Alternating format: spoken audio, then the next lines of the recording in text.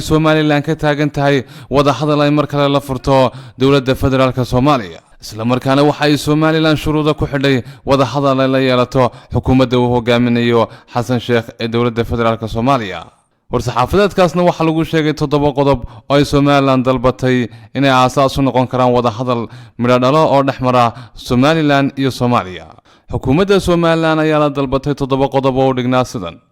in jamhuuriyadda Somaliland ay ku adkaysanayso in la helo hanaan laba dawladood iyo xal ku dhamaada laba dawladood oo kala madax bannaan sababtoo ah waxaanu ahayn laba dawladood oo xor ah oo iskugu biiray 1 July sanadkii 1960 balse kala noqday 1991 waxaana intaa dheer in Somaliland 31 sanadood ee la soo dhaafay ay ahayd dawlad madax bannaan oo ku nool nabad iyo xasilooni muddadaasna Somaliland waxay hirgelisay wareegyo badan oo doorashooyin xor iyo xalaal ah Somalilandna waxa ka dhacay 5 xil wareejin madaxweyne oo nabad ah 3 kamid ah iyaga oo loo mariyo doorashooyin toos ah ayaanay qabsoomeen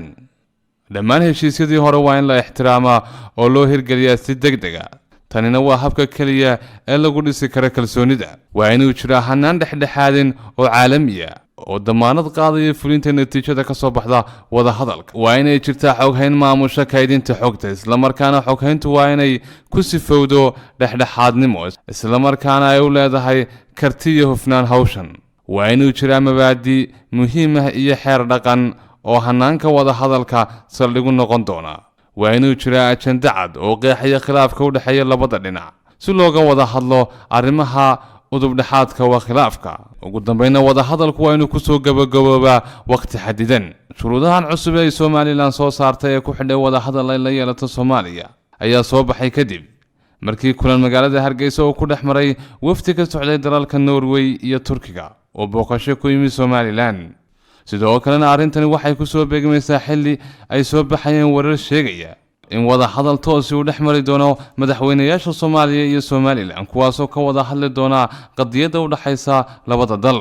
balse xukuumadda madaxweyne Biixi ayaan iyadu cadeynin wali inuu qabsoomayo kulan dhexmaraya labada madaxweyne waa Muuse Biixi Cabdi iyo madaxweyne Xasan Sheekh